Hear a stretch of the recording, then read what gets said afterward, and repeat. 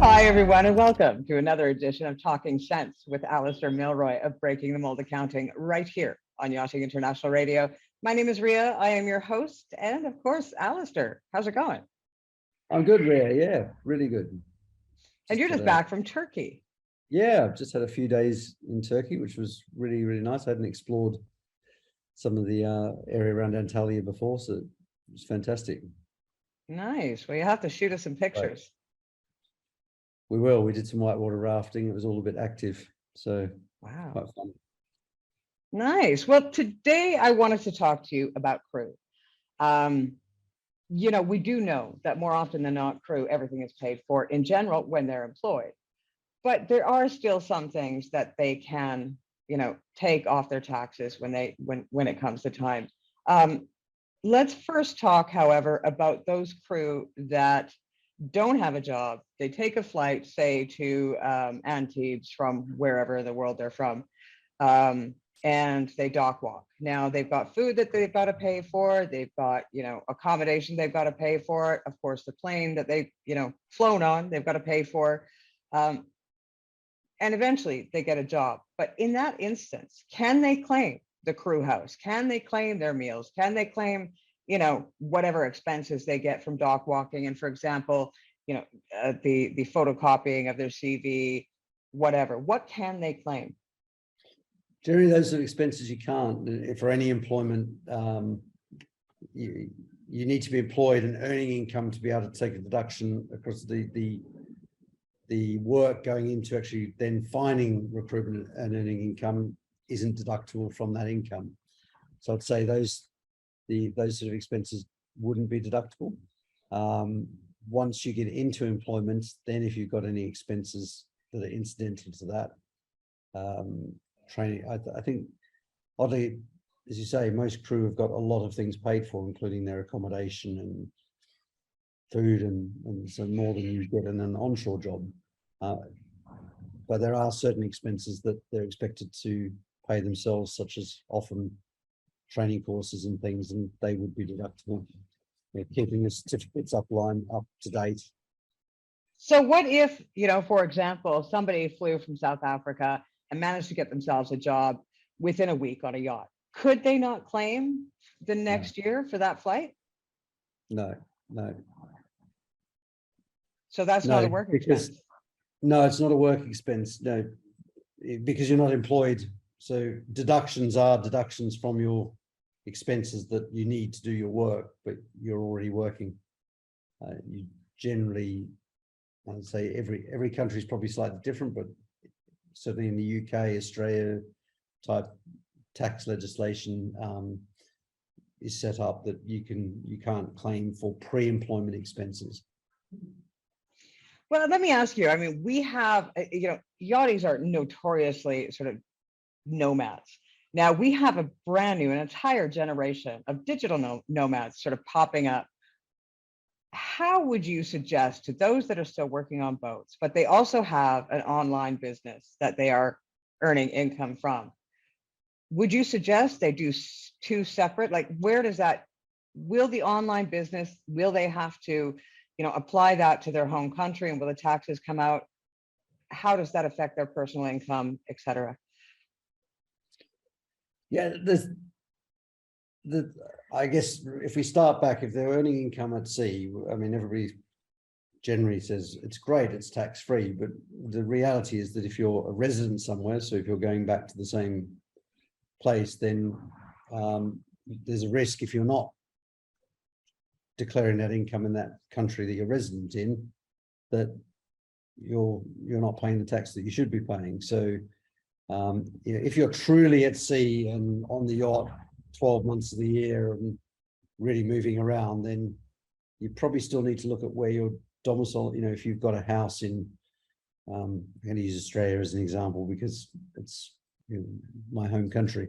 But yeah, if you're domiciled somewhere like Australia and you've got a house there and your bank account's there and your dog's there and children are there, then you've probably got enough tie back to that country to be saying that you should be paying tax there. Equally with the UK, you know, there is an exemption for seafarers, but you have to, you know, it's not automatic. You have to apply for that exemption and that's based on you being out of the country for a certain amount of time over the preceding 3 years. And if you qualify for that, then you get, it's not tax-free, but you get an exemption from paying tax. Well, and a lot of times too, if somebody comes off a boat and they end up say they're Australian, they come off the boat and they decide they want to have their home in the UK. A lot of countries, no matter if you live in the UK, for example, 8 years, but you are Australian. I'm not sure if it works in that case, but a lot of countries, no matter how long you live overseas, you still have to pay a certain amount of tax to your home country. Yeah, I think that depends. You could really look at where all the facts involved in it. So, if you've still got that connection back to if your family is still in one country, if you buy your house there and you might be overseas, you've still got what they call a domicile. So, a place where you're connected, which is home. If that exists, certainly both the UK and Australia will look at that domicile as part of whether you should be paying tax there. So if you're an Australian, citizen or resident, you leave Australia, you're no longer resident in Australia. If you've maintained that domicile, you often should be still paying tax in that country. What then generally happens is most countries have double tax agreements, which dictate how it should work and where tax should be paid on income, depending on what it is. So if you're a resident in the UK, but you're Australian domicile, you're spending a lot of time in the UK, you would have to declare your income in the UK, but then you get a credit for the tax paid against your Australian taxable income. Now, if, for example, you are in a country where there is no reciprocal agreement of that sort, but you are paying your home country tax, are you still entitled to the benefits that come with that tax as a regular citizen? Like, for example, healthcare. For example, Spain, they've got free healthcare.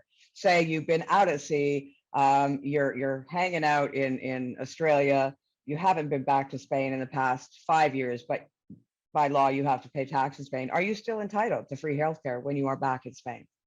It is quite a complicated area in terms of often social security, which covers healthcare, etc., has different rules around it than tax, and often countries will want to see that you're still contributing into that social security to be able to get the full rights out of that. So certainly in countries like Malta and I think Spain's the same. If you're an autonomo, you're paying your social security. If those payments aren't up to date, I don't think you'd be able to claim healthcare, for instance. Certainly in places like Malta, if you go to the hospital, you've got to prove that you're paying social security to be able to get free healthcare. So it very much depends, or they'll insist on, you can be resident in a country, but they'll insist on you providing or having private healthcare as part of your residency. It is a minefield. I mean, it doesn't matter how simple it is, even if you're just an individual, it's still a minefield when it comes to taxes. Like, every time I ask a question, there seems to be, well, it depends, this. It's really confusing, isn't it? I mean, if you're not for you, but for lay people that are just, thinking it's so simple. I've made this much money. This is where I should be paying taxes. But right there, that's where you possibly can make your first mistake as a seafarer is, do you actually know where you should be paying taxes? Like, that's right there. I mean, the simplest thing that you would assume is not the simplest thing. No, the important thing is to take advice. If you get advice up front on, this is what I'm thinking of doing, this is what I'm doing, what should I do, that avoids the then you can put a plan in place that works, works in the various countries. I mean, there's lots of countries offering digital nomad visas at the moment, and with attractive rates to attract people to come and work there, and they're great. But I think it's important to take advice where you're coming from, even if that's there are ways of, if you're planning to go away and it's indefinite, and you then break some of those connections to your home, like having a bank account there and don't have property, and I guess you can show that you've not got that link, or you've got an indefinite date of return, if you like, and you may not even return ever,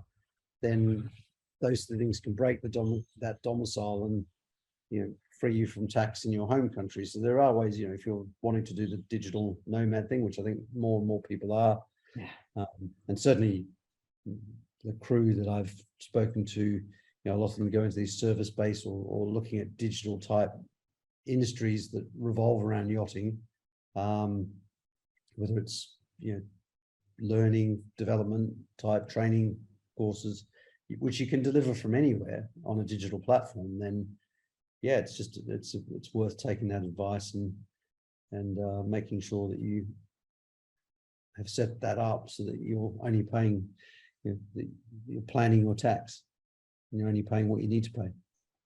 Well, and for somebody, an individual, to go to an accountant, what is like the average cost they'd be looking at to have an accountant to do their taxes if they're just an individual, just a regular old seafarer?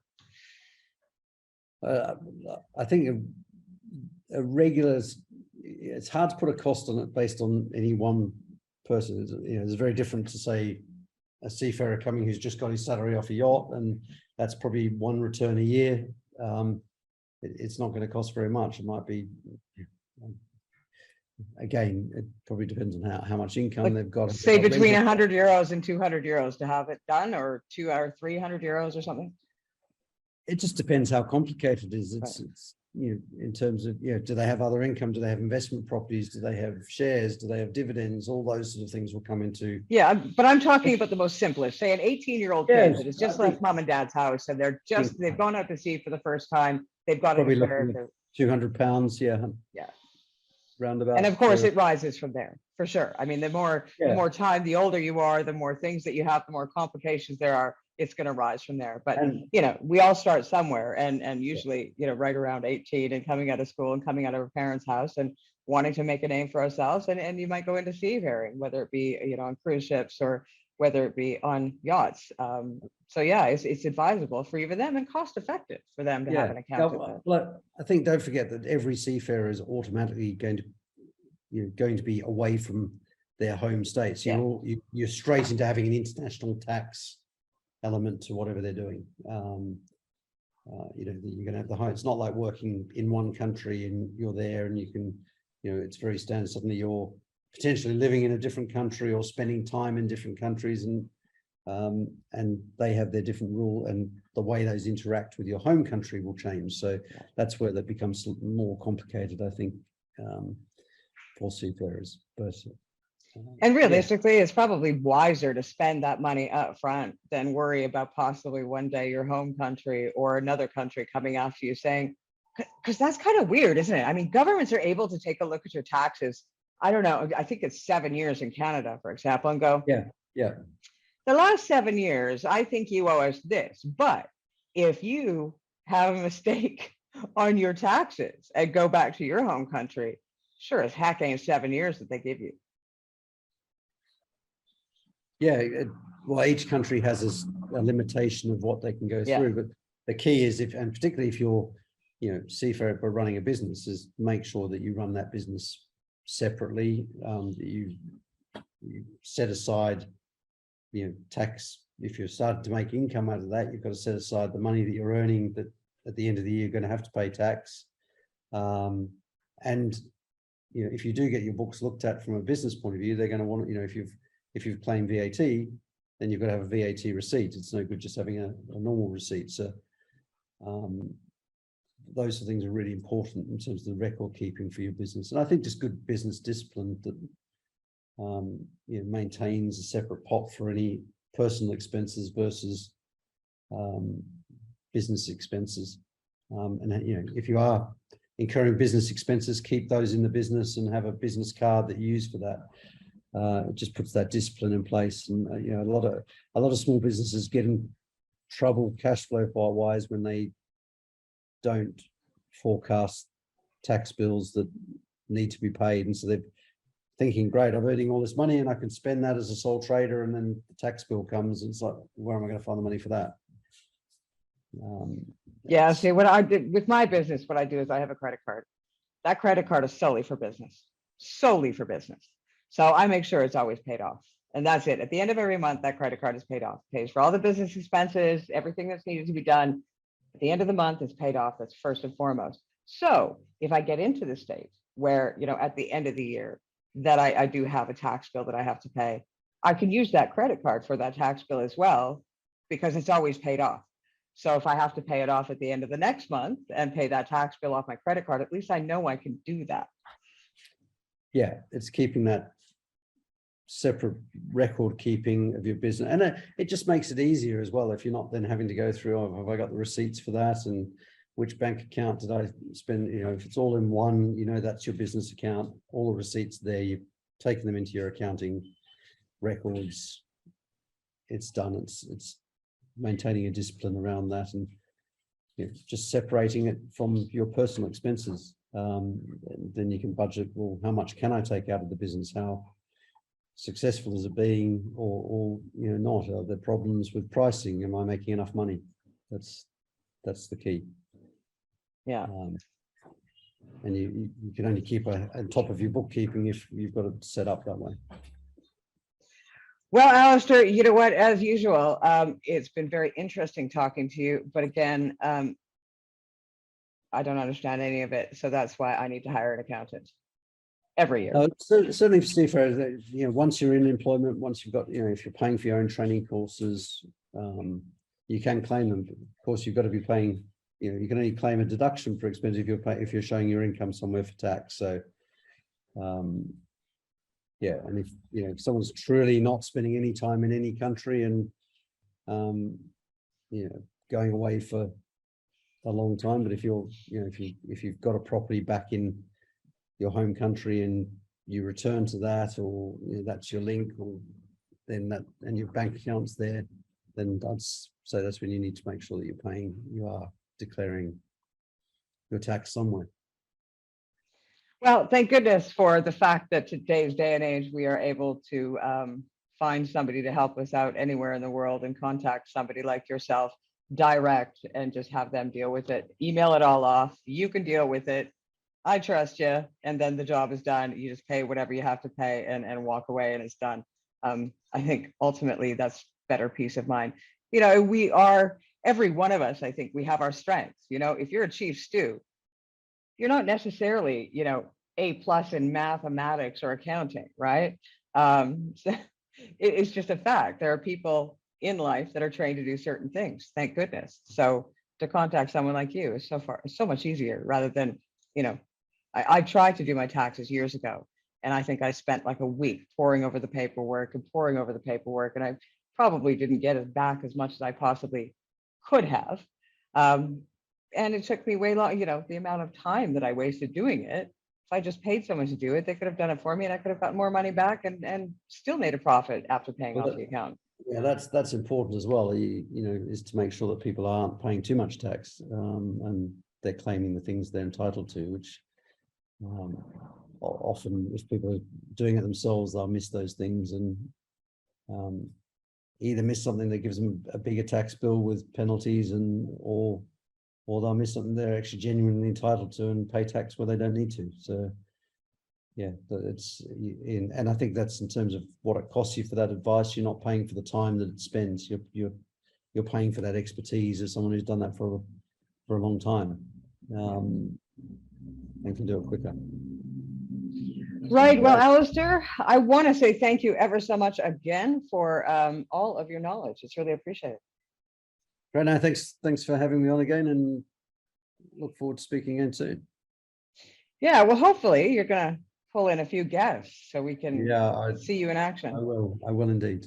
We're looking forward to it. You've been watching another edition of Talking Sense with Alistair Milroy of Breaking the Mold Accounting.